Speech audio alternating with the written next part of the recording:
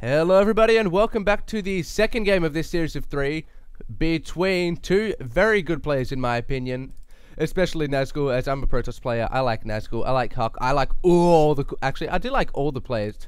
Like all the pro players, that is. Anyways, I got a bit off topic. I was about to introduce the players.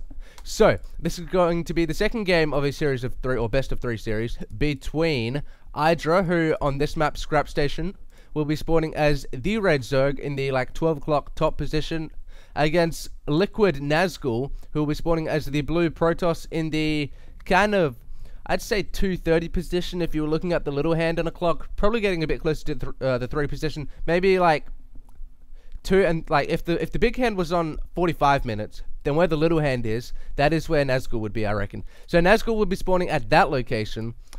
And obviously this is the second game between the series of 3. And I was halfway through saying something before when I realized that I was getting off track. So I forgot what that was. What was that? Anyways, I can't remember what I was saying. So I have run out of things to say now. I had something, actually, it wasn't very interesting, as nothing I ever have to say is interesting, but still I can't remember. Anywho's, I'm going to talk about Nazgul's opening build now. Again, he's going to be opting to not wall in at his front ramp. I personally don't try to wall in as much on Scrap Station, as this ramp is a lot wider than most of the other ramps on StarCraft up into your base, and that makes it a lot easier for Zerg players to get all up in your face about their Zerglings and crap. So he's just going to be sticking a pylon over here. So I tend to just like stick my buildings around my nexus, so it stops Zerg units like Zerglings. Zerg units like what? Zerglings, obviously. From getting into your resource line, or doesn't stop them, but it prevents them a little bit, and from getting a surround on your nexus. So notice how neither players are actually, here we go, we've just got the spawning pool going down now because Idra knows, well, you'd hope he knows because he's a pro player, that Scrap Station has probably the longest rush distance in StarCraft.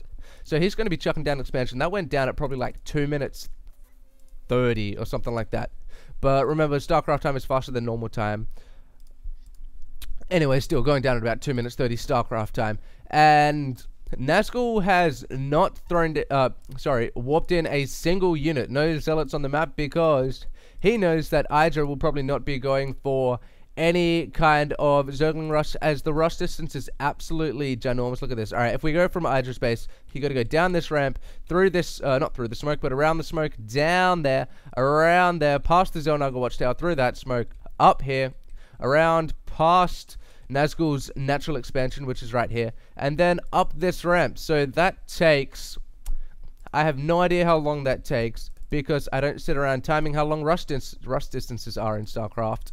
But it takes a fairly long time. So that is the longest rush distance in StarCraft. So Nazgul's just going to be doing a little bit of a look around here.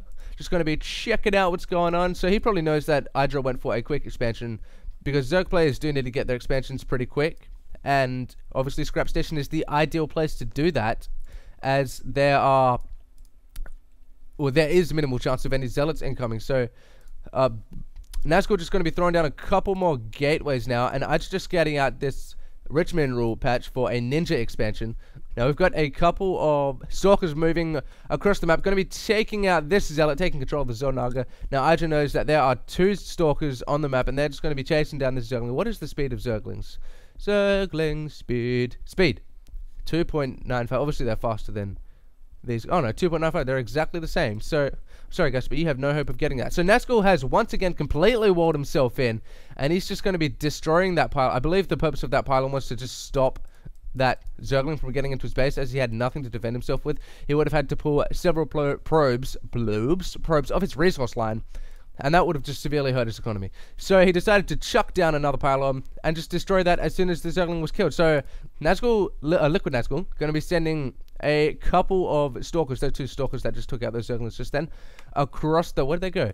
And they just backed out down here. They chickened out. You chickened out. Nah, there's probably a good reason why he pulled them back. So he's just going to be pulling those back, and he might be going for his expansion now, as he's pretty well defended, I'd say. No, he's not going to be going. He's going to be putting a pylon over here, just so he can warp some men in down there in case he needs any reinforcements on a flanking Zerg army. That's what I reckon it's for. Or you can like put hidden tech units like gateways, robos, all kinds of stuff up there, which is, it's a pretty good place to hide just tech units basically. Or you can put proxies up there in your opponent's base, which Idra is obviously prepared for. He's like, nah, you're not going to proxy me, man. So that's just a pretty good place to put proxies, I reckon. So Nazgul just going to be warping a couple of zealots in here, which is obviously the purpose of that. That shortens the distance of having to warp in.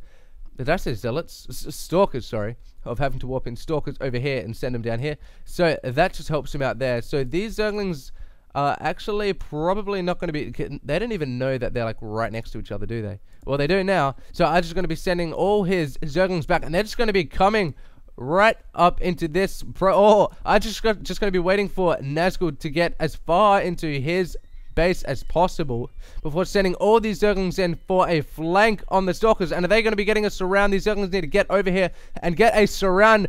Nazgul just trying to push up against the rocks where the zerglings can't get a surround, but unfortunately the zerglings have got a surround on him. Notice the Hydra is very strong against all Protoss ground units, so these stalkers are completely gone now. Nazgul just trying to warp in a few more stalkers, but that's going to be pretty useless, dare I say, against all these Hydras, which I personally do not like. Hydras are, as soon as a Zerg player gets out Hydras, I'm done for. I'm just like, oh my god, because then you have to go to Colossus, and obviously the Zerg player is going to get Corruptors to kill your Colossi, and then where do you go from there? You can go for Phoenix, but the Hydras are going to take out Phoenix, so I'm not very good at dealing with the Hydras. So that's just my downfall. Now, Nazgul has not got his natural expansion as yet. It looks like he's just trying to get enough resources together to muster up a little army of stalkers, but they're not going to be able to do much against all these Hydras and Zerglings. So Hydra is just going to be free to take apart all these rocks in here, very much shortening the rush distance to Nazgul's base. Now Nazgul probably need, if we look at the income tab actually, Idra, he's hovering around 1,000. Nazgul's at about 700. So Nazgul's gonna have to try and make something happen here before all these units can get through this little path. Or yeah, it's a much shorter rush distance, which is why players prefer to do that. Before they can all get through there into his main. So just taking a look at the army tab now, Idra's army is substantially larger than Nazgul's. I'm not exactly sure why Nazgul has not been able to produce very many units, but I would say it's because Idra has been on 2 bases and his units have just been owning Nazgul's at the moment. So Nazgul just going to be madly blinking all his weakened stalkers out of there, but they're not going to be able to do too much against all these Hydras, warping in a few more Zealots. The Zealots actually do deal with Hydras fairly well, even better if you get the charge, but that is the GG from Liquid Nazgul, and he's going to leave that game as he knew that there was not much he could do in that situation, as he did not have enough resources to pull much of anything off to get rid of all... Why do I say words like that? All these Hydras and Zerglings. So that was game 2 of this series of 3. I'll see game 1 going to Nazgul and game 2 going to Idra. So I'm going to go and cast the 3rd game of this series and then upload them all later. Alrighty, adios, see you guys later.